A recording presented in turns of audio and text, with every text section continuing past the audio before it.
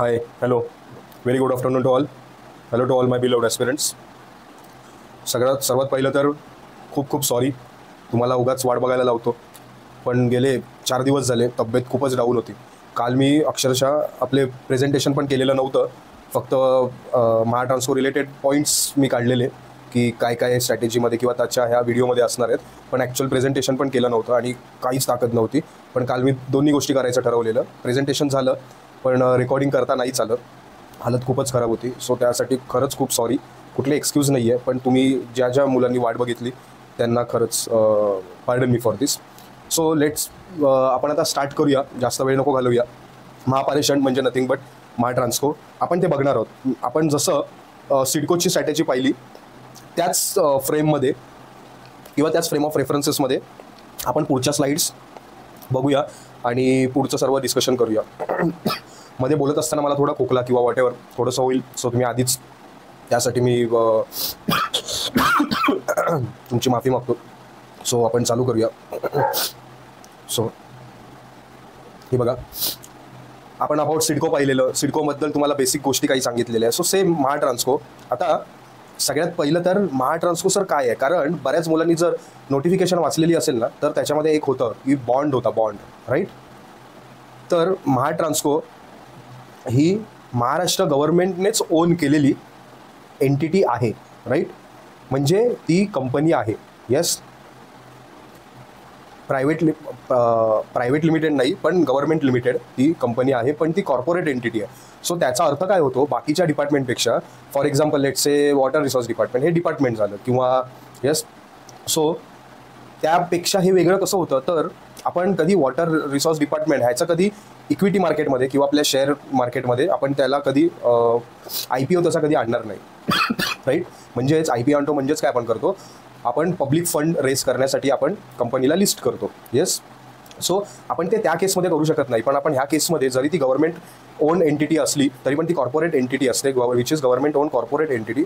So आपण ज्या वेळेला त्या कंपनीचा बोर्ड ऑफ डायरेक्टरवर म्हणजे त्यांच्यावर डिपेंड असतं. आणि बोर्ड ऑफ डायरेक्टरवर सुद्धा इव्हन तुम्ही आता महाट्रान्सकोचे जर वेबसाईट व्हिजिट केली तर पहिल्यांदा एक बेसिक डायरेक्टरची इन्फो येते. तिथे तुम्ही बघाल की ते IAS ऑफिसर्स असतात. म्हणजेच काय, ऑब्व्हियसली पूर्ण गव्हर्न करणारे जो डायरेक्टर आहे तो सुद्धा महाराष्ट्र स्टेटने, महाराष्ट्र आपले जे सरकार आहे त्यांनीच अपॉइंट केलेला असतो. सो याचा कारभार सर्व चालतो महाराष्ट्र गव्हर्नमेंटकडून, महाराष्ट्र गव्हर्नमेंटतर्फे आणि महाराष्ट्र गव्हर्नमेंटसाठी, राईट.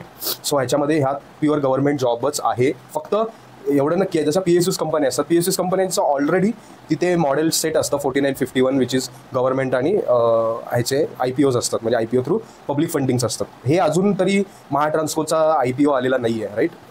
मला बरेच आपले विद्यार्थ्यांना शेअर मार्केट माहिती असेल, मला तुम्ही IPOचा फुल फॉर्म मला कमेंट करून सांगू शकता, राईट. सो मला सांगायचं हे होतं, एकतर पहिलं तर हे क्लिअर करा की महाराष्ट्र ओन कॉर्पोरेट एंटिटी आहे, विच इज महाराष्ट्राचं गव्हर्नमेंटचं एक डिपार्टमेंटच तुम्ही याला समजू शकता. आधी काय होतं, अंटिल 2005 पर्यंत MSEB, yes, Maharashtra state electricity board, ह्याच्या अंतर्गतच सगळ्या कारभार व्हायचं इलेक्ट्रिसिटीच्या रिलेटेड. पण त्याच्यानंतर काय झालं, कंपनीचं रिस्ट्रक्चर झालं अंडर कंपनीज ॲक्ट. आणि त्यानंतर बघा, महाट्रान्सको, महाडिस्कॉम आणि महाजेनको हे सेपरेट झाल्या. आता महाट्रान्सकोच्या आधी काही टाईम आधी मला वाटतं, I am not sure, I think Mahadiscom की महाजेनकोची ॲडव्हर्टाइजमेंट आलेली for electrical engineering. Okay, so आपण हे वरवर शब्द तर ऐकलेले असतात की महाडिस्कॉम, महाजेनको, आता महाट्रान्सको आले, पण आपण ह्या विषयांमध्ये आपण शिरत नाही की नक्की काय असतं. बघा, महाट्रान्सकोमध्ये त्याचा जर आपण फुल फॉर्म पाहिलं तर Maharashtra state electricity transmission company limited, right, MSETCL. Yes, Mahatransco transmission related हे सगळं जो काही कारभार आहे under the territory of or for the territory of state of Maharashtra, they all will be handled through the company called Mahatransco, right. So after Mahatransco, there is one company comes in a picture which is Mahadiscom, Maharashtra state electricity distribution company, right. हे काय करतं तर distribute करतं, वितरित करतं, म्हणून हे महावितरण म्हणजेच काय, महाडिस्कॉम आहे. महापारेषण म्हणजे आपलं महाट्रान्सको, ज्याची आता आपल्या सिव्हिलच्या AE असिस्टंट इंजिनिअरिंगसाठी जाहिरात आलेली आहे आणि आपण आता त्याबद्दलची स्ट्रॅटेजी बघतोय. अजून एक येते महाजेनको. आता डिस्ट्रीब्यूट करणार, ट्रान्समिट करणार, त्याच्या आधी जनरेटर करायला कोणतरी पाहिजे ना. बेसिक माहिती आहे, आपण प्रत्येकाने आपल्या कॉलेजमध्ये फ्लुइड मेकॅनिक शिकलेलो आहोत आणि फ्लुइड मेकॅनिक शिकता शिकता शेवटी हायड्रॉलिक मशीन्समध्ये आपल्याला थोडीफार एक आयडिया होती. आपण बिईंग मेकॅनिकल इंजिनियर आणि इलेक्ट्रिकल इंजिनिअरिंग प्रमाणे नाही, पण आपल्याला थोडंफार माहिती होतं की जर हायड्रो पॉवर आहे तर हायड्रो पॉवरची निर्मिती कशी होते, एक त्याचं स्कीमॅटिक रिप्रेझेंटेशन आपल्याला किंवा प्रोसेस आपल्याला माहिती होती. सो ते हायड्रो पॉवर असू शकते, हायड्रो इलेक्ट्रिक असू शकते, किंवा other than like coal and आता रिन्युएबल सोर्सेससुद्धा आहेत. सो एकतर एक ट्रान्समिट करते, एक डिस्ट्रीब्यूट करते आणि एक जनरेट करते. सो जे जनरेशनच्या गोष्टी आहेत त्या सगळ्या महाजेनकोकडे आहेत, म्हणजे महानिर्मिती आपण त्याला म्हणतो. ज्या डिस्ट्रीब्युशनच्या गोष्टी आहेत, इलेक्ट्रिसिटी डिस्ट्रीब्यूट करायच्या, त्याच्या सगळ्या ऑथॉरिटी आणि त्याचं सगळं वर्किंग महाडिस्कॉम अंडर चालतं. आणि महाट्रान्सको ज्याचे आता आपण बिईंग ए सिव्हिल म्हणून तुम्ही जो फॉर्म भरला असेल तिथे आपण काय करतो ते ट्रान्समिशन असतं. आता ट्रान्समिशन मोठमोठे टॉवर्स असतात बघा आपल्या या पहिल्या, हे बघा हे जे दिसतंय ना मागे बॅकग्राऊंडला बघा, मी ओपॅसिटी त्याची हाफ ठेवून मागे बघा ते टॉवर्स आहेत. येस, सो ते ट्रान्समिशन टॉवर्स आहेत. सो हे बेसिक होतं. पहिलं तर हे समजून घेतलं पाहिजे की आपल्याला काय ज्या गोष्टींसाठी किंवा ज्या डिपार्टमेंटची जाहिरात आलेली आणि आपल्याला आता पुढचे आपले दिवस मेहनतीत घालवायचे आहेत, तर ते का घालवायचे आहेत, कशासाठी घालवायचे आहेत, ती कंपनी नक्की काय करते, तिचं वर्किंग सेक्टर काय आहे. कारण आपले इंजिनिअरिंग म्हटलं बऱ्याच गोष्टींचं व्हेरिएशन येतं, बऱ्याच फील्ड वेगवेगळे फाटे फुटतात. त्याच्यानंतर बघा अजून काही 2-3 महत्त्वाचे पॉईंट जे मला वाटले ते मी ते मेन्शन केलेले आहेत. महाराष्ट्राचे टोटल बघा किती 51,518 circuit kilometre of transmission lines आहेत आपल्याकडे. 742 EHV सबस्टेशन्स आहेत. EHV म्हणजे extra high voltage I guess. Yes, extra high voltage. So त्याच्यानंतर आपण काय करतो, जे काही to set up a comprehensive communication network by utilizing existing infrastructure, जे एक्झिस्टिंग इन्फ्रास्ट्रक्चर आहे आपण ते युटिलाइज करतो. आणि ऑप्टिक फायबर कम्युनिकेशन सिस्टीम आपल्याकडे 5,000 ही इन्स्टॉल केलेली आहे. ती कोणी इन्स्टॉल केलेली आहे, महाट्रान्सको थ्रू आपण ती इन्स्टॉल केलेली आहे. त्याच्यानंतर बघा अनमॅन आणि रिमोटली कंट्रोल असे पण सबस्टेशन्स आहेत आपल्या महाराष्ट्रामध्ये. आणि ते कुठे आहेत तर 2 आहेत, 2 लोकेशन्स. आणि GIS सबस्टेशन्स जे की आहेत भांडूप आणि हिंजेवाडी. भांडूप म्हणजे मुंबईमध्ये येतं भांडूप सबस्टेशन, आणि हिंजेवाडीला आहे. हिंजेवाडी माहिती असेल प्रत्येकाला, आपल्या पुण्यामध्ये आहे, under PCMC territory. So to raise fund from the market equity capital schemes and reduce its interest burden, MSATCL is readying itself for the launch of an IPO. म्हणजे बघा अजूनपर्यंत IPO त्यांनी काढलेला नाही आहे, पण इन फ्युचर त्यांचं planning असू शकतं, राईट. सो हे काही होतं सर्व महाट्रान्सकोबद्दल. आता बघूया आपण पोस्ट अँड अदर डिटेल्स. पोस्टचं नाव सर्वांना माहिती असेल, असिस्टंट इंजिनियर सिव्हिल इंजिनिअरिंगची पोस्ट आहे. 134 टोटल जागा असल्या तरी त्याच्यामध्ये ओपनच्या 36 जागा आहेत. म्हणजे जर तुम्ही पूर्ण टॉप 36मध्ये येता तर तुम्ही कुठल्याही अंडर कॅटेगरीमधून फॉर्म भरलेला असू देत, तुम्ही पहिल्या 36मध्ये येता तर तुम्ही अंडर कॅटेगरी नाही, तुम्ही तुमच्या मेरिटवर तिथे त्या लिस्टमध्ये तुमचं नाव असेल. देन त्याच्यानंतर पे स्केल. एक महाट्रान्सको, इथून आपण पुढे बघूया की महाट्रान्सको कशी वेगळी आहे, डिफिकल्ट आहे की नाही आहे, कुठे इझी आहे. पण डेफिनेटली एवढं नक्की आहे, आता ही जर WIDची ॲडव्हर्टाइजमेंट असते किंवा ज्युनियर इंजिनिअरिंगची जाहिरात असली असती तर तुम्हाला माहिती आहे त्यांचा पे स्केल 41,800 आणि रफली तो एक 60,000पर्यंत आपल्या हातामध्ये त्याचे मिळतात. पण इथे काय आहे, मंथली ग्रॉस 1,07,596, राईट. म्हणजे 1,07,500 मंथली ग्रॉस आहे. त्याच्यामधून पण जो आपण ग्रॉसमधून आपण जो नेट करणार म्हणजे काहीतरी अमाऊंट अशी असते की ती डिडक्ट होते. पण ती डिडक्ट काय होते तर त्याच्यामध्ये आपले आपण जे PF आणि जो असतो राईट तोच कट होत राहतो, तो अल्टिमेटली आपल्याला नंतर मिळतच जातो. सो बेनिफिट्समध्ये बघा DA HRA आहे, CPF आहे, ग्रॅच्युटी आहे, dearness allowance, HRA, house rental allowance, त्याच्यानंतर ग्रॅच्युटी मिळते, मेडिकल बेनिफिट्स आहेत. ह्या सगळ्या टिपिकल म्हणजे तुम्हाला सांगू का, तुम्हाला फॅसिलिटीज ज्या मिळतात ना त्या प्रॉपर एका गव्हर्नमेंट कंपनीसारख्या तुम्हाला सर्व फॅसिलिटीज मिळणार. आणि तिकडे तुम्हाला जो एक्सपिरियन्स येणार ना कामाचा तो टिपिकली एक प्रॉपर कॉर्पोरेट एंटिटी असते ना तसा तुम्हाला एक्सपिरियन्स येणार. म्हणजेच काय, तुम्ही कॉर्पोरेटमध्ये गेलात, कॉर्पोरेट म्हणजे मी प्रायव्हेट सेक्टर म्हणतोय, तिकडे काय असतं गव्हर्नमेंटसारखा टंगळमंगळपणा चालत नाही. तुम्हाला प्रॉपर तिथे सिस्टीम असते. You have to be very precise and काय ते efficient in your work. So तुम्हाला हाय एफिशियन्सी मेंटेन ठेवावी लागते throughout your work, right. Proper system असते. आणि सोबतच तुम्हाला जे काही बेनिफिट्स मिळतात ते सगळे बिईंग अ गव्हर्नमेंट एम्प्लॉईचे मिळतात. डेट ऑफ एक्झामिनेशन बघा त्यांनी दिलेलं आहे, काही दिलेलं आहे, May-June दिलेलं आहे ना, पण आता मे तर मला वाटतं आता 1 आठवडा राहिला, त्याच्यानंतर जून आहे. तर मला एवढंच सांगायचं आहे की 3 आठवड्यांआधी तुम्हाला एक्झामचे डेट्स मिळणार. हे काय करतात, डायरेक्ट सर्क्युलर येतं, लेटर असतं म्हणजे त्याच्यावर मेन्शन असतं जेवढ्या पोस्ट असतील तर त्यांचे डेट्स पुढे की या डेट्सला पेपर, या पोस्टचा पेपर आहे. तर ते ज्या वेळेला सर्क्युलर येईल ना ते ज्या डेटला त्यांनी काढलेला असेल ना, आउटवर्ड केलेला असेल, सो त्या डेटपासून तुमची जी एक्झाम आहे ती त्यामध्ये 3 आठवड्यांचं तुम्हाला अंतर बघायला मिळेल. रफली जुलैमध्ये एक्झाम होऊ शकते, जून एंडिंग किंवा जुलै. त्याच्यानंतर बघा पोस्टिंग्समध्ये अक्रॉस जे आपले ॲडमिनिस्ट्रेटिव्ह झोन्स आहेत 7, म्हणजे अगदी बघा ना, सबस्टेशन जे आपण बघितले आहे ते 742 एक्स्ट्रा हाय व्होल्टेज सबस्टेशन्स होते, तिथे ते अक्रॉस द महाराष्ट्र असणार आहेत. मग ते चंद्रपूर, गडचिरोलीपासून ते अगदी मुंबई, पुणे, लाईक कोकण, कुठेही सगळीकडे असणार. सो त्याच्यामुळे पोस्टिंग्स तुम्हाला अक्रॉस बघायला मिळेल. ही एक्झाम पेनल्टीची आहे, म्हणजे इथे 1/4 निगेटिव्ह मार्किंग आहे. सिडकोला 1/4 निगेटिव्ह मार्किंग नाही आहे. त्याच्यानंतर तुमचे आपण बघूया, टोटल एक्झाम 150 मार्क्ससाठी विचारतात, राईट. म्हणजे तुम्ही जो परफॉर्म करून येणार तो आउट ऑफ 150 मार्क्सचा जरी असला तरी ज्यावेळेला तुम्ही मेरिट लिस्ट बघणार ना, त्यावेळेला जे रिफ्लेक्ट होणार तुमचे मार्क्स ते आउट ऑफ 100 असणार. म्हणजेच काय की लेट्स से तुम्ही एक्झाममध्ये समजा एक स्टुडंट आहे, कुठल्या तरी एका मुलीचं नाव घेऊ, कारण मुली हुशार असतात ना जनरली, आपण काय कट्ट्यावर बसून फक्त टाईमपास करतो. तर समजा लेट्स से कोण आहे, सो तिने 120 मार्क्स मस्त परफॉर्म केले, किती आउट ऑफ 150 ॲक्च्युअल एक्झाममध्ये माय ट्रान्सपोर्शन. सो 120 150 पैकी, म्हणजेच जर मी विचारलं की किती पर्सेंटेज मिळाले तिला, तर एक काहीतरी 80% होतात.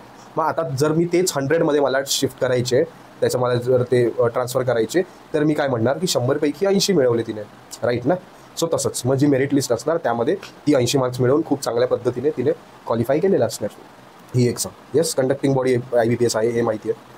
त्याच्यानंतर पेपर पॅटर्न बघा.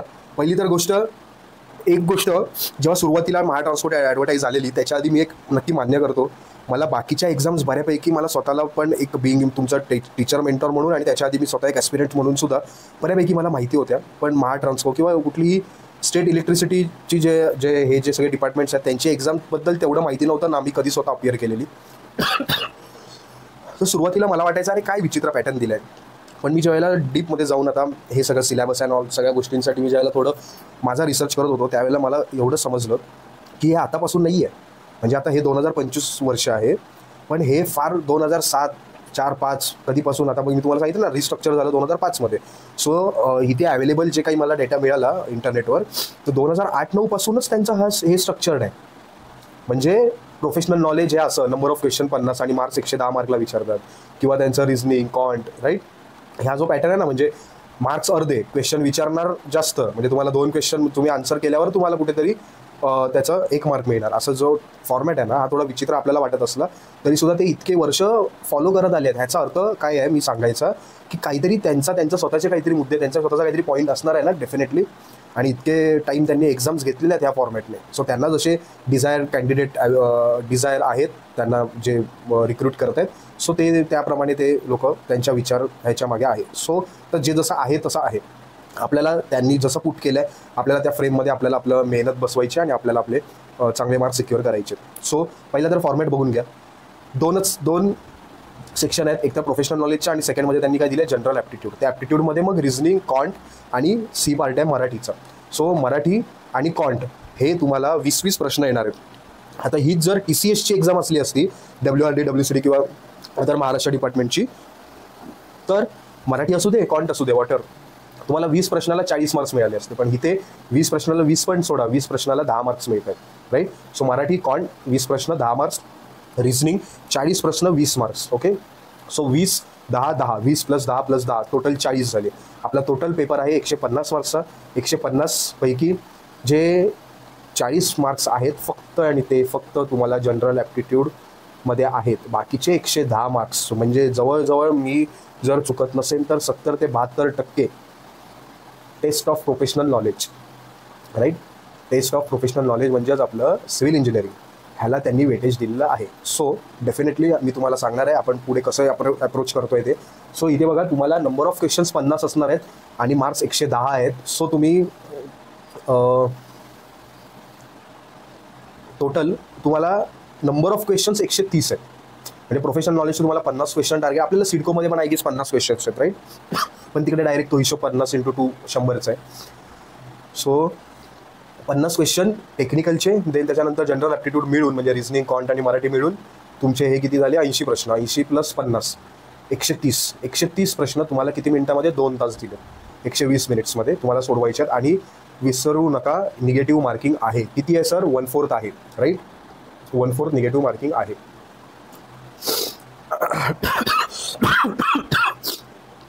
सॉरी.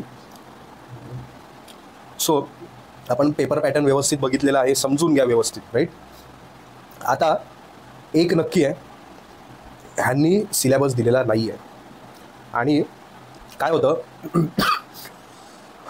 आता PWDची ॲडव्हर्टाइजमेंट आली आणि सिव्हिल इंजिनिअरिंगच्या जागा आहेत आणि लेट्स से इलेक्ट्रिकल किंवा मेकॅनिकल इंजिनिअरिंगच्या जागा आहेत. आता PWD itself is non as public works department. तिथे सिव्हिलचा मेजर पार्ट असतो, राईट. आपली मोठी भागीदारी असते, आपणच तिथे सगळं परफॉर्म करतो काम, being a civil engineer. So आपल्याला ज्यावेळेला त्यांनी सिलेबस नसेल दिला तरी पण आपल्याला बट ऑब्व्हियस कळून जातं की काय काय स्टडी करायचं. तसं ज्यावेळेला इलेक्ट्रिसिटी बोर्ड्सचे हे जेव्हा MSTCL किंवा ते महाजेनको, महाडिस्कॉम हे जेव्हा जाहिरात काढतात त्यावेळेला इलेक्ट्रिकल इंजिनिअरिंगचे जे स्टुडंट्स असतात, त्यांचे जे मेंटर्स असतात, त्यांना बट ऑब्व्हियस माहिती असतात की काय काय कुठल्या इम्पॉर्टंट गोष्टी आहेत, कुठल्या नाही आहेत. आणि ते पण ज्या वेळेला सिलेबस दिलेला नाही आहे त्यावेळेला. आता आपल्यासाठी सगळ्यात पहिलं तर हे डिफिकल्ट होऊन जातं अंडरस्टँड करणं की ह्या इलेक्ट्रिसिटी बोर्डमध्ये बिईंग अ सिव्हिल इंजिनियर काय नक्की आपला रोल असणार आहे. कसं आहे बघा, सिलेबस डायरेक्ट दिलेला आहे तर उगाच या पंधात पडायचं नाही. जो सिलेबस आहे आपण तो त्याला आपलं सेंटर मानून आपण आपली प्रिपरेशन करायचं. पण ज्या वेळेला सिलेबस दिलेला नसतो, राईट, ज्यावेळेला सिलेबस दिलेला नाही आहे आणि ते आपल्या कामाच्या व्यतिरिक्त बाहेरचं झोन आहे, बाहेरचं कुठला तरी सेक्टर आहे. फॉर एक्झाम्पल आता इलेक्ट्रिसिटी, तिथे तर शेवटी मेन त्यांचं इनपुट आउटपुट काय आहे, इलेक्ट्रिसिटी आहे.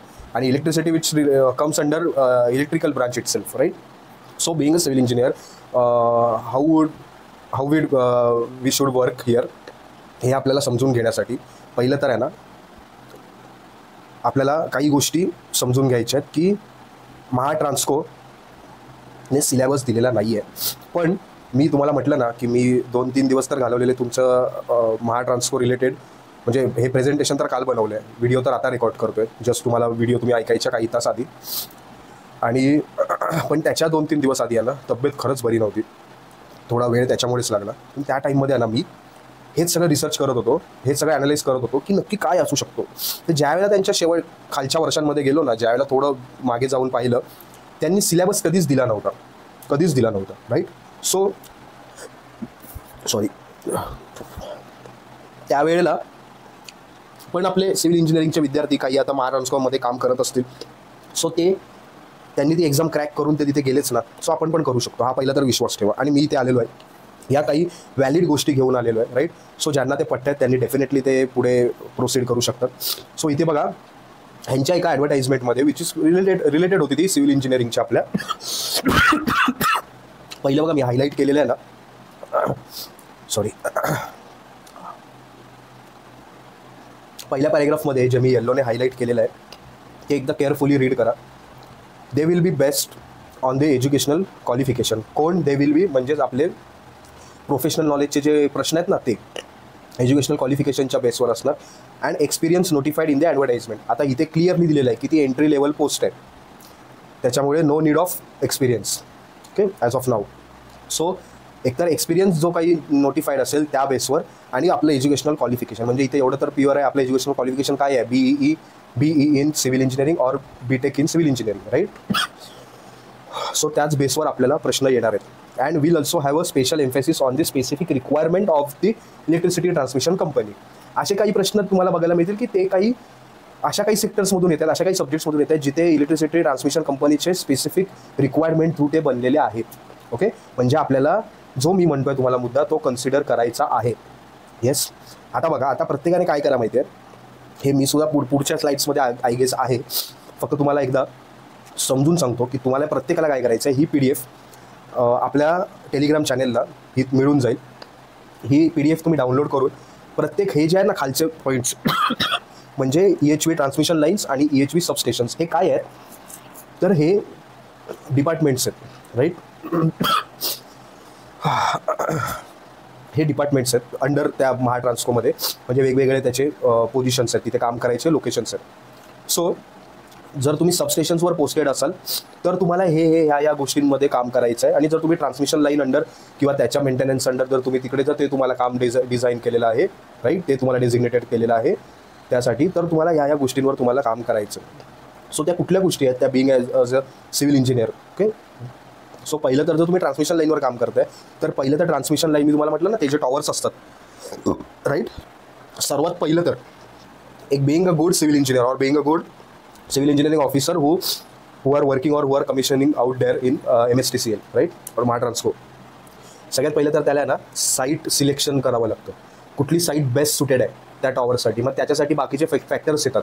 क्लायमेटिक फॅक्टर्स येतो, विंड स्पीड येतो, बऱ्याच गोष्टी असतात. ती जमीन कुठली आहे, त्याचं क्लिअरन्स तिथे ती कोणाच्या अंडर आधी होती, मग त्या बाबतीतले तुम्हाला क्लिअरन्स घ्यावे लागतात. म्हणून ते बघा पहिला पॉईंट बघा ते तुम्हाला सर्वे करावा लागतो. त्याच्यानंतर ती आयदर रेल्वे, एव्हिएशन, फॉरेस्ट किंवा दुसरी कुठली तरी कशामधून तरी जाते. त्याच्या अंडरग्राऊंड कुठली लाईन जाते का, वॉटर लाईन आहे, गॅस लाईन आहे, ह्या सगळ्या गोष्टी तुम्हाला माहिती कराव्या लागतात आणि त्याप्रमाणे तुम्हाला सगळे सँक्शन्स, परमिशन्स घ्यावे लागतात. आणि त्यासाठी ओव्हरऑल बघून आपल्याला ते ठरवावं लागतं. कारण एकदा तुम्ही ते सेट केली ती तुमची sorry I am so sorry हालत खूप खराब आहे. सो एकदा तुम्ही ती सेट केली राईट, ती जी साईट आहे ती. देन त्याच्यानंतर फोर्सेस ऑन टॉवर्स तुम्हाला माहिती पाहिजे. कारण हे साईट सिलेक्शनच्या टायमिंगला किंवा तुमचं ज्या वेळेला कमिशनमध्ये असणार जे ट्रान्समिशन लाईन त्यावेळेला कुठले फोर्सेस येतात. फॉर एक्झाम्पल विंड फोर्स, त्याचा सेल्फ वेट असेल. सो त्या सगळ्या गोष्टी तुम्हाला माहिती पाहिजे असतात. त्याच्यानंतर foundation of towers, subsetting. Okay, so तुम्हाला फाउंडेशन म्हटलं की ते दोन आपले सब्जेक्ट डायरेक्ट पिक्चरमध्ये येतात. कुठले येतात? दोन सब्जेक्ट फाउंडेशनसाठी. एक तर इटसेल्फ इज अ फाउंडेशन म्हणजे soil engineering right, soil mechanics. आणि दुसरं म्हणजे आपलं RCC सोबत तुम्ही प्रिस्ट्रेससुद्धा कन्सिडर करू शकता. आता आपण येऊया सबस्टेशन्समध्ये. बघा पहिलं बघा लँड ॲक्विजिशन येतं राईट. सो तिकडे तुम्हाला ह्याच्यावर काम करावं लागतं तुम्हाला ह्या सगळ्या गोष्टींवर. सो प्रोसिजर्स आहेत त्याच्या, काही rules, regulation, acts, land requirement. Okay, आता तुम्ही म्हणाल की सर हे कुठल्या सब्जेक्टमध्ये कव्हर होतं. बघा हे कुठल्याही आपल्या स्पेसिफिक सब्जेक्टमध्ये कव्हर होत नाही, पण तुम्हाला ह्या गोष्टी being assistant engineer in Mahatransco like you are going to be posted anywhere in Maharashtra probably.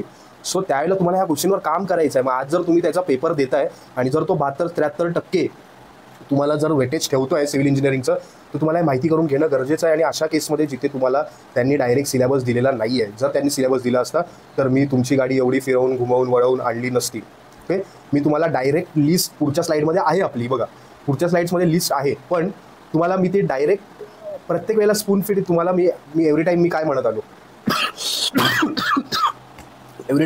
आलो तुम्हाला मी ते अप्रोच द्यायला आलो आहे राईट.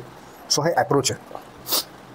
सो त्याच्यानंतर बघा after language acquisition soil mechanics म्हणजे तिकडे तुम्हाला सॉईल प्रॉपर्टीज माहिती पाहिजे त्या पर्टिक्युलर सॉईलची, त्या पर्टिक्युलर लँडवरच्या. देन त्याच्यानंतर तुम्हाला तिथे सॉईल इन्व्हेस्टिगेशन जे सबस्टेशनसाठी करावं लागतं ते तुम्हाला माहिती पाहिजे. सो त्यासाठी काय व्हॅल्यूज असतात, कुठल्या टेस्ट वापरतात, काय करतात राईट, काय प्रोव्हिजन्स असतात, काय प्रिकॉशन्स असतात, प्रिसिजन्स असतात.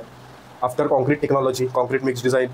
त्याच्यानंतर जे मटेरियल्स असतात बघा, याच्यामध्ये मटेरियल नॉर्मल कॉन्क्रीटचं मटेरियल आलंच आणि प्लस स्टील, मेटल रिलेटेड बऱ्याच गोष्टी असतात इथे.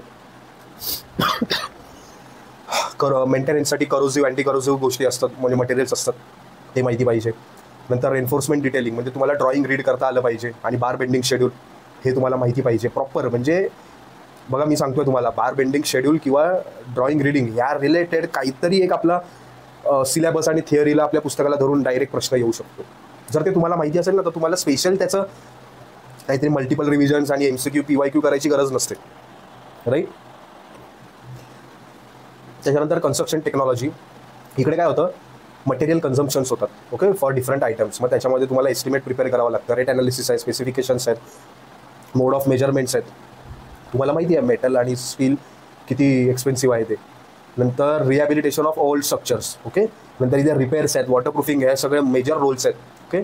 मग त्याच्यामुळे bonds of brick masonry, stone masonry. So त्याच्यानंतर थिअरी ऑफ स्ट्रक्चर्स. इकडे आपल्याला शिअर फोर्स, बेंडिंग मुवमेंटचं एलिमेंटरी नॉलेज हवं.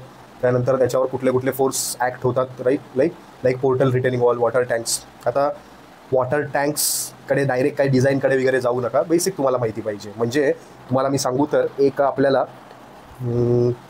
सॉममध्ये बघा शेवटी एक प्रेशर वेसल नावाचा युनिट आहे राईट. त्या प्रेशर वेसलवर त्या जे आपल्याला फोर्सेस येतात ना, म्हणजे हुप स्ट्रेसेस आणि I guess tangential stresses, so त्या गोष्टी तुम्हाला माहिती पाहिजे. नंतर preliminary knowledge of water supply and sanitary engineering. बघा वॉटर सप्लाय आणि सॅनिटरी इंजिनिअरिंग ह्याचं तुम्हाला प्रिलिमिनरी नॉलेज हवं आहे, डीप नॉलेज नको आहे. सो तुम्हाला बेसिक अंडरस्टँडिंग फक्त त्या सब्जेक्टची राहू दे. ओके. आता जर ही महा ट्रान्सको नसती, जर महा जेनको असती जिथे काय जनरेट होते, तिकडे तुम्हाला फ्लुइड मेकॅनिक्समधलं हायड्रॉलिक मशीन्स, ओके, मग त्याच्यामध्ये टर्बाईन्स आले, पंप्स आले, ह्या गोष्टी इम्पॉर्टंट असत्या थोड्याफार आता ह्या महा ट्रान्सकोमध्ये बघायला आपल्याला मिळणार नाही. राईट. सो आता हे जे मी तुम्हाला सांगितलं किंवा मी तुमच्यासोबत वाचलं त्याचीच ही लिस्ट केलेली आहे. एकदा तुम्ही स्वतःसुद्धा आहे ना, डायरेक्ट मी ही जी लिस्ट बनवली आहे तिथे न जाता तुम्ही स्वतः हे सगळे पॉईंट्स वाचा आणि वन बाय वन कसं आता मी डिस्कस केलं तसे तुम्ही स्वतःचे सब्जेक्ट्स काढा, आयडेंटिफाय करा या सगळ्या स्टेटमेंट्समधून, आणि ते सब्जेक्ट्स म्हणजे तुमचं प्रिपेअर करायचे तुमच्या समोरचे टार्गेट्स आहेत. तर इथे बघा, इन जनरल आपले सिव्हिल इंजिनिअरिंगचे काय काय फील्ड्स आहेत. पहिलं तर स्ट्रक्चरल इंजिनिअरिंग. ओके. स्ट्रक्चरल इंजिनिअरिंगमध्ये आपण स्ट्रक्चर त्याचं ॲनालिसिस करतो, वेगवेगळे फोर्सेस, त्याचे फेलियर क्रायटेरियाज, राईट, मग त्याचं डिझाईन करतो. नंतर ट्रान्सपोर्टेशन इंजिनिअरिंग आहे. ट्रान्सपोर्टेशनमध्ये आपण हायवे बांधतो, ब्रिज बांधतो, किंवा ब्रिज नाही पण हायवे, रेल्वे, वॉटरवेज असतात. इन्फ्रास्ट्रक्चरमध्ये आपलं ब्रिज येईल किंवा सॅनिटेशनचे पार्ट येईल. इन्फ्रास्ट्रक्चरच्या गोष्टी आहेत ना त्या सगळ्या, इन्फ्रास्ट्रक्चर प्रोजेक्ट्स. त्यानंतर वॉटर रिसोर्स इंजिनिअरिंग, ज्याच्यामध्ये हे शक्यतो कंट्री साईडला होत नाही, हे आउटस्कर्टला होतात. म्हणजे कुठलं तरी स्कीम्स असतात इरिगेशन आणि हायड्रोलॉजी रिलेटेड, राईट. ह्याच्यामध्ये फ्लुइड मेकॅनिक्स येईल आणि सॅनिटरी इंजिनिअरिंग. ओके. आपल्याला हे बेसिक इन जनरल आहे, हे एकीकडे साईडला ठेवा म्हणजे तुम्हाला रफली माहिती असू दे की आपले काय काय सेक्टर्स आहेत आपले सब्जेक्टचे. एक जे की सिव्हिल इंजिनिअरिंग जे इन जनरल आहे, जे तुम्ही अजूनपर्यंत शिकत आलात. आता स्पेसिफिकली इलेक्ट्रिसिटी डिपार्टमेंट, आता हे जे सब्जेक्ट्स आहेत ना ते मी ह्याच्यामधूनच काढलेले आहेत, राईट. तुम्हाला मी डायरेक्ट लिस्ट देऊ शकलो असतो, पण त्याच्या आधी तुम्हाला मला हे बघा, ह्या स्लाईडचं नाव पण बघा, सिलेबस प्री रिक्विजिट्स. तुम्हाला हे मला अंडरस्टँड करून द्यायचं होतं. कुठलीही गोष्ट ब्लाइंडली कसं तुम्हाला मी डायजेस्ट करा म्हणून सांगू. सो सिव्हिल इंजिनिअरिंग ते पण स्पेसिफिक इलेक्ट्रिसिटी डिपार्टमेंटसाठी बघा सर्वे इम्पॉर्टंट आहे. त्यानंतर सॉम, टॉस, स्टील, देन फाउंडेशन इंजिनिअरिंग मध्ये मी RCC, प्रीस्ट्रेस, सॉईल एकत्र घेतले. नंतर land acquisition and clearance and site selection, ह्याचे काही नॉर्म्स, रूल्स, रेग्युलेशन्स काही असतील ना अंडर आपले PWDने सेट केलेले किंवा लोकल ऑथॉरिटीने, समजा लाईक आता MMRD आहे किंवा PMRD आहे. सो हे काही असतील तर ते जरा एकदा चेक करा. लँड ॲक्विजिशन आणि क्लिअरन्स साईटचे काही रूल्स आहेत का, राईट. त्याच्यानंतर कॉन्क्रीट टेक्नॉलॉजी, त्याच्यामध्ये मिक्स डिझाईन येतं आणि बाकीचे मटेरियल्स, मग ते स्पेसिफिक मटेरियल्स असणार, राईट. रेन्फोर्समेंट असेल, त्याच्यात मेटल असेल, परत सिमेंट, सँड, अँटी करोसिव्ह मटेरियल्स असतील. ओके. प्रोटेक्टिव्ह सोल्युशन्स म्हणजेच शेवटी आपण जे वापरतो ते एक्सपोज असतं ना आपल्या एन्व्हायरमेंटची. सो तिकडे काही असे एक्स्ट्रा मटेरियल्स असतील. एन्फोर्समेंट डिटेलिंगमध्ये तुम्हाला मी म्हटलं बार बेंडिंग शेड्यूल आणि ड्रॉइंग रीडिंग हे डायरेक्ट तुम्हाला आलंच पाहिजे आणि ह्याच्यावरून तुम्हाला क्वेश्चन बघायला मिळेल. त्यानंतर एन्व्हायरमेंटल इंजिनिअरिंगमध्ये तुम्हाला प्रिलिमिनरी नॉलेज हवं आहे आणि infra projects under bridge, railway, road work म्हणजे हायवे इंजिनिअरिंग हे सब्जेक्ट्स कव्हर होतात. ओके. आता ह्याच्यामध्ये तुम्ही म्हणाल की सर आम्ही FM, इरिगेशन, हायड्रोलॉजी करू नको का. सगळ्यात पहिलं म्हणजे मला सांगा, तुम्ही आता अशा ठिकाणी कुठेतरी तुम्ही महाट्रान्सकोमध्ये सिलेक्शन झालं तुमचं, तुम्ही कुठेतरी पोस्टेड आहात, तिथे लेट्स से बाजूला वॉटर बॉडी आहे जिकडे तुम्हाला आता ट्रान्समिशन टॉवर उभा करायचं किंवा जिथे तुम्हाला काम करायचं आहे, वॉटर बॉडी आहे. ओके. सो हायड्रोलॉजीमध्ये किंवा इरिगेशनमध्ये ज्या काही गोष्टी आहेत ते तुम्हाला तिथे तुम्ही हे म्हणू शकत नाही ना की आम्ही हे स्टडी नव्हतं केलं. बघा, तुम्हाला कुठल्याही, तुम्ही ज्यावेळेला पोस्टेड असाल त्यावेळेला कुठल्याही गोष्टींमध्ये तुम्हाला काम करायला कुठल्याही तुम्हाला नॉलेजची गरज लागू शकते. सो तुम्ही आधी ह्याला प्रायोरिटी द्या. म्हणजे बघा, कॉन्क्रीट टेक्नॉलॉजी किंवा हे बार बेंडिंग शेड्यूल, ड्रॉइंग रीडिंग किंवा मी तुम्हाला ते एस्टिमेशन कॉस्टिंग अँड होतं नाही का वरती आहे आपलं, किंवा थेअरी ऑफ स्ट्रक्चर्स, फाउंडेशन, ह्या सगळ्या गोष्टी पहिल्या करा. म्हणजे तुम्ही तुमची प्रायोरिटी सेट करा आणि नंतर मग आहे ना basic understanding of irrigation, basic understanding of hydrology, basic understanding of fluid mechanics ह्या गोष्टी माहिती असू दे. कारण काय झालं आहे, ते सिलेबस देत नाही तो. ओके. आणि जर तुमच्यापैकी कोणीतरी माझा व्हिडिओ ऐकते आणि जर तुम्ही आधी महाट्रान्सको किंवा महाजेनको किंवा महाडिस्कॉम ह्याचा काही पेपर दिलेला असेल तर मला तुम्ही नक्की सांगा. आणि ते कसं आहे, आता IBPS एक्झाम घेते, IBPSचे आपल्याकडे प्रूफला सुद्धा प्रश्न बघायला मिळत नाहीत. सो त्याच्यामुळे जेन्युअनली जर कोणी दिला असेल, उगाच खोटं बोलू नका, जेन्युअनली कोणी आधी दिला असेल पेपर तर मला सांगा की वॉटर रिसोर्स इंजिनिअरिंगमधले प्रश्न किती होते, सिग्निफिकंट होते का.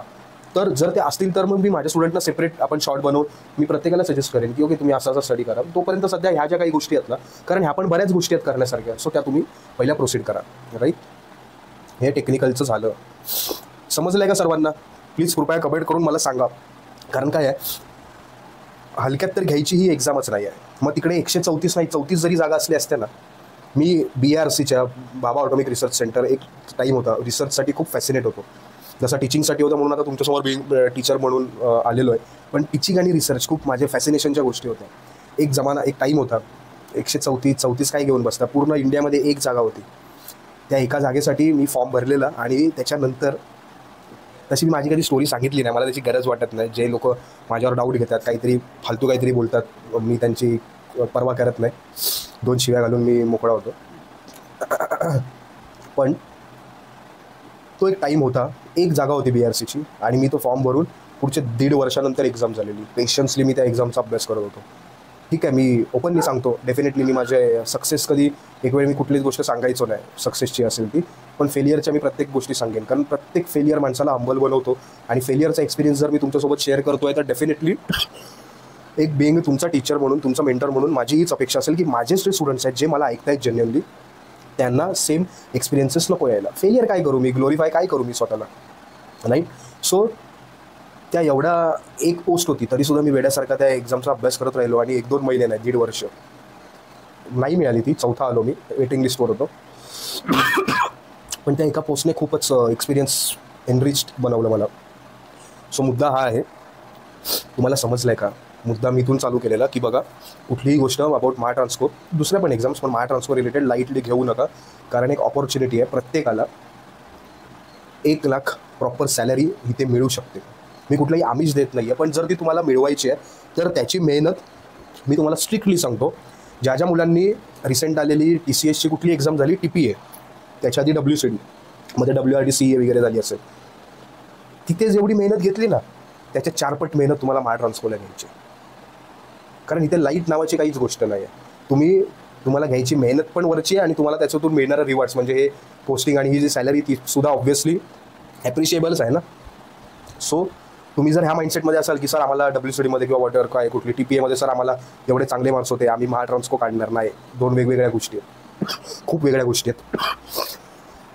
सो तुम्ही पहिलं तर एक क्लीन अँड क्लिअर माइंडसेट ठेवा की महाट्रान्सको ही खूप सुपिरियर लेवलची एक्झाम येणार आहे. तुमच्यासमोर खूप चांगले प्रश्न घेऊन येणार आहेत, पण ते चांगले प्रश्न टॅकल करायला तुम्हाला स्वतःला तुमची तयारी पण मी अशी ठेवेल की मी डेफिनेटली प्रत्येक क्वेश्चन आणि त्यातमध्ये मिळवलेले मार्क्स मी डिझर्व करेन. आणि उद्या जर मी सिलेक्ट होतो तर ते मी माझ्या मेहनतीच्या जोरावर मी केलेलं असेल, ते मी डिझर्व करतो त्या पोस्टला.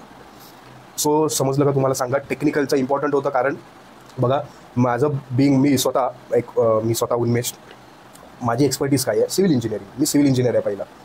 मी तुम्हाला रिझनिंगमध्ये तेवढं नाही इन डेप्थ गोष्टी सांगू शकत जेवढ्या मी सिव्हिलच्या सांगू शकतो. कारण इतके वर्ष मी याच्यामध्ये मी स्वतः शिकलो आहे, मी स्वतः तुमच्यासारखा ॲस्पिरंट राहिलो आहे, स्वतः इतक्या एक्झाम्स दिल्या आहेत ऑल ओव्हर इंडियाच्या. काही गोष्टीमध्ये सक्सेस मिळाला, बऱ्याच गोष्टींमध्ये फेलियर्स मिळाले आणि तुमच्यापर्यंत आलो. सो सिव्हिलच्या पहिल्या तर त्या गोष्टी समजून घ्या. आता ज्यावेळेला आपण जो लेटर पार्ट आहे, जो नॉन टेक्निकलचा पार्ट आहे ना सिलेबसचा, तो बघूया. आता इथे मी तुम्हाला आधीच सांगतो, क्लिअर करतो काही गोष्टी. अक्षय बाबर सर म्हणून आहेत, मला नाही माहिती ते कुठल्या अकॅडमीसोबत आहेत. त्यांचा स्वतःचा डेफिनेटली मी जो व्हिडिओ बघितला तो त्यांच्या स्वतःच्या प्लॅटफॉर्मचा होता. सो त्यांनी ना हा जो रिझनिंग आणि कॉन्टचा पार्ट आहे ना तो त्यांनी खूप अप्रतिमरित्या समजावला आहे. बघा, त्यांची आणि माझी काही ओळख नाही, मी ना त्यांना ओळखत ना ते मला ओळखत. पण ज्यावेळेला मी तुमच्या महाट्रान्सकोसाठी ज्यावेळेला मी काही गोष्टी इंटरनेटवर बघत होतो त्यावेळेला ऑब्व्हियसली यूट्यूबवर त्यांचा तो सेशन पाहिला आणि डेफिनेटली मला एवढं तर रिअलाईज झालं की ह्या पलीकडे मला वेगळं काहीच सांगायचं नाही आहे. ह्या पलीकडे माझ्या स्टुडंटसाठी काहीच चांगलं असू शकत नाही ह्या एवढ्या माहितीच्या पलीकडे. जर ह्यांना हे एवढं माहिती आहे, एवढं कळतं आहे, ह्यांना समजतं आहे, तर डेफिनेटली माझे स्टुडंट्स चांगला परफॉर्म करतील. आणि ह्या गोष्टींसाठी मी अक्षय सरांचं खरोखर त्यांना सॅल्यूट करतो, ॲप्रिशिएट करतो त्यांचं काम. कारण खरं तरच मजा येते जर आपण स्टुडंटना जेन्युइन आपण त्यांच्यासाठी काम करतो आहे तर काही चुकी असतात जाऊ दे.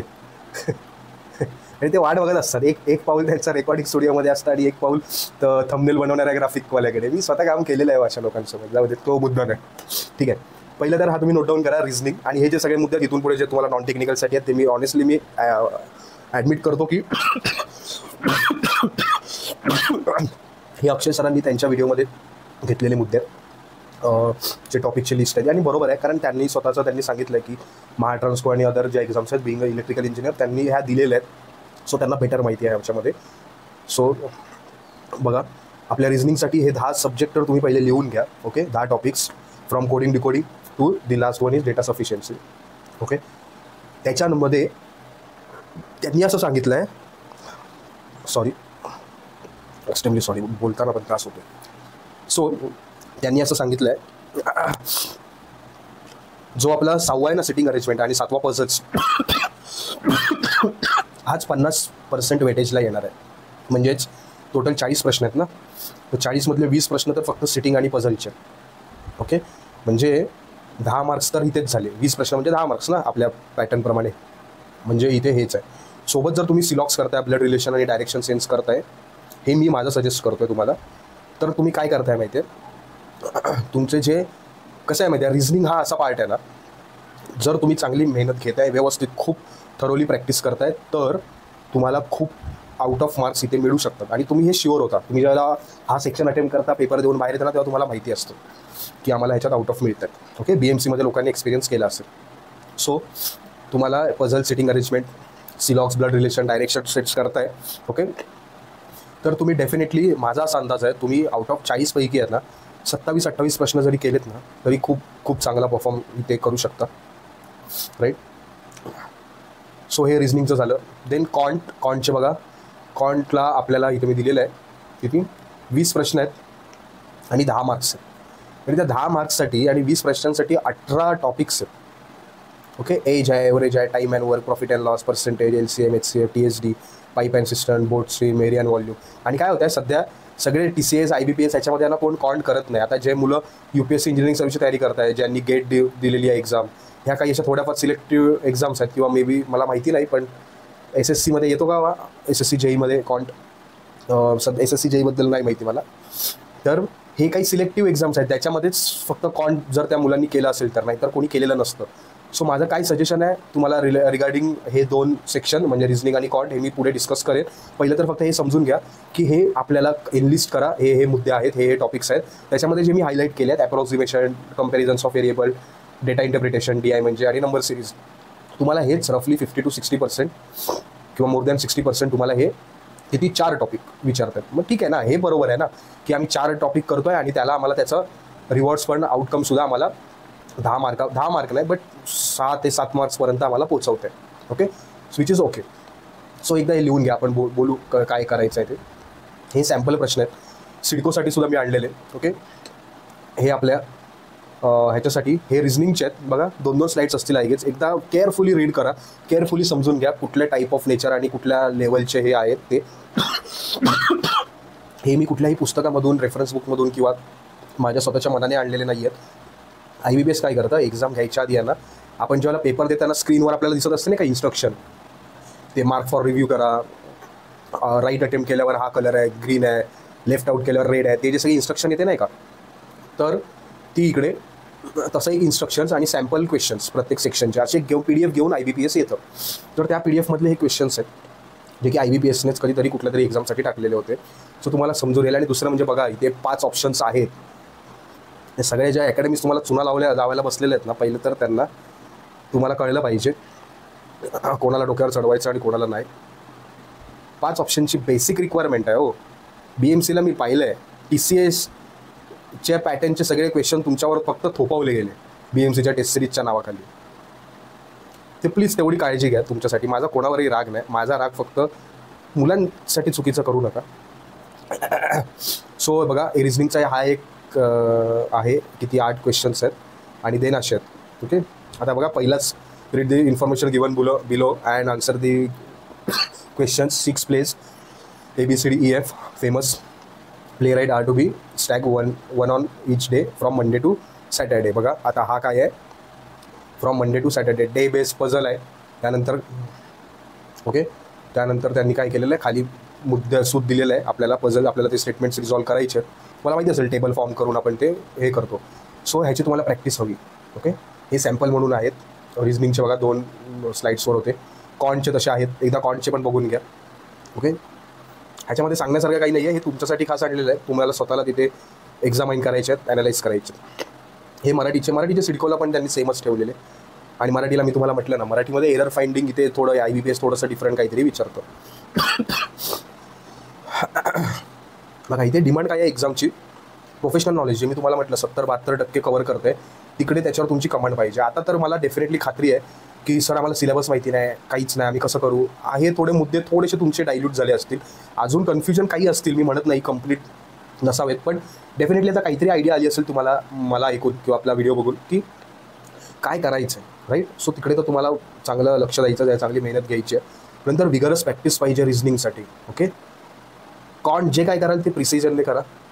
आणि टेस्ट सिरीज पाहिजे. टेस्ट सिरीज कशासाठी पाहिजे, अकॅडमिक्सचा रेव्हेन्यू वाढवण्यासाठी का नाही, तुम्हाला तुमचे सब्जेक्ट बिल्ड करण्यासाठी का नाही, फक्त अँड फक्त टाईम मॅनेजमेंटसाठी. डायरेक्ट तुम्ही जाऊन out of nowhere final paper देता दुसऱ्या कुठल्या तरी जागेवर जाऊन, डायरेक्ट समोर 130 प्रश्न असणार, 120 मिनिटामध्ये सोडवायचे. त्यामध्ये पण नॉन टेक्निकलचे प्रश्न जास्त, मार्क्स कमी, टेक्निकलचे मार्क्स जास्त, प्रश्न कमी, बऱ्याच कन्फ्युजनच्या गोष्टी. ह्या सगळ्या तुम्ही आधीच मला असं वाटतं 8 ते 10 टेस्ट देऊन तुम्ही ह्या सगळ्या सॉर्ट कराव्यात. सो टेस्ट सिरीज त्याच्यासाठी इम्पॉर्टंट आहे. हे काय होतं की डिमांड, ह्या सगळ्या डिमांडच्या गोष्टी आहेत की आपल्याला काय काय कशामध्ये काम करायची गरज आहे. बघा सेकंड आहे विगरस प्रॅक्टिस ऑफ रिझनिंग. इथे तुम्ही म्हणाल की सर पण आम्ही जर प्रोफेशनल, आमचं जर नॉलेज जे स्ट्रॉंग आहे, तर मग रिझनिंगची आम्हाला का गरज आहे. आहे गरज. तुम्ही जर एवढी मेहनत घेताय तर तुम्हाला मी सांगतो, आपण बोलूया पुढे. ठळक मुद्दे बघा, मी परत म्हणतोय की IBPS पेपर घेते हे लक्षात असू दे, TCSच्या माइंडसेटमध्ये राहू नका. ओके, सो इथे निगेटिव्ह मार्किंग आहे आणि त्याच्यामुळे टेस्ट सिरीज आणि वेळेचं नियोजन म्हणजे टाईम मॅनेजमेंट आणि टेस्ट सिरीज या गोष्टी इम्पॉर्टंट येतात इथे. अगेन मी BMCला पण हेच म्हटलेलं. नंतर तुमचे मिळणारे मार्क्स आणि नंबर ऑफ क्वेश्चन्स ह्याच्यामध्ये काही साधर्म्य नाही आहे. म्हणजे 130 प्रश्न आहेत तर तुम्हाला 260 मिळत आहेत का मार्क्स, असं काही नाही आहे. त्याच्यामुळे तिथे डोकं लावू नका. ओके, सो आता जर हे मुद्दे लक्षात घेतले आपण, तर इथे जे टेक्निकलचे प्रश्न आहेत ना ते आपल्याला साधारणतः BMC सारखे बघायला मिळू शकतात. डिफिकल्टी लेवल जर मी सांगायची म्हटली तर BMC सारखे, म्हणजे इथे स्टेटमेंट बेस्ड पण असणार आहेत, इथे न्यूमरिकल पण असणार आहेत. मी घाबरवत नाही आहे. जी मुलं तीच घाबरतील ज्यांची तयारी नसेल व्यवस्थित. ज्यांची तयारी आहे आणि तयारी नंतर करतायत ते तर, आणि प्रॅक्टिस करतायत स्वतःशी ऑनेस्ट राहून, त्यातली घाबरण्याचं काहीच कारण नाही आहे. पण स्टेटमेंट बेस्ड न्यूमरिकल्स आणि एकदम short and sweet, short statement based easy सगळे असणार तुम्हाला, लाईक एकत्र भेळ असणार तुम्हाला. सिव्हिल इंजिनिअरिंगचे सब्जेक्ट्स पण चांगले असतील. ओके, नंतर बघा सिलेक्शन क्रायटेरिया सिव्हिल इंजिनिअरिंग आहे हे तर डेफिनेटली आहे. त्याच्यानंतर तुम्ही काय करायचं आहे, ज्यावेळेला टेस्ट सिरीज द्याल ना त्यावेळेला फक्त तुम्ही टाईम मॅनेजमेंटसोबत तुमच्या सेक्शनल परफॉर्मन्सकडे लक्ष द्या. सेक्शनल परफॉर्मन्स म्हणजे टेक्निकल नॉलेजमध्ये माझा काय परफॉर्म होतो आहे, कसा परफॉर्मन्स होतो आहे, मराठीमध्ये माझं कसं होतं आहे, काय करायची गरज आहे, तर तिथे लक्ष द्या. ओके, 5 ऑप्शनचं मी तुम्हाला सांगितलं. ओके, रिझनिंग कॉनसाठी अक्षय सरांचे चॅनल, जे मी तुम्हाला म्हटलं अक्षय सरांकडून मी बरेच इन्साईट्स घेतले हा व्हिडिओ बनवण्यासाठी. सो ती कर्टेसी आहे माझी आणि ग्रेटफुल आहे त्याच्यासाठी. त्याच्यानंतर बघा अगेन मी म्हणेल तुम्हाला तिथे काय करायचं आहे, आपल्याला टेक्निकल आहे, रिझनिंग आहे, कॉन्ट आहे आणि मराठी आहे. ओके, इथे GS GK वाढला पार्ट नाही आहे. सो ही खूप मोठी गोष्ट आहे, चांगली गोष्ट आहे. त्याच्यापेक्षा कॉन्ट परवडेल ना, माहिती तरी पडेल आपल्याला काय येणार आहे. सो रोज आपल्याला सिव्हिल आणि रिझनिंग ह्याचे काही प्रश्न सोडवायचे आहेत, ते पण स्पेसिफिक टायमर लावून सोडवा.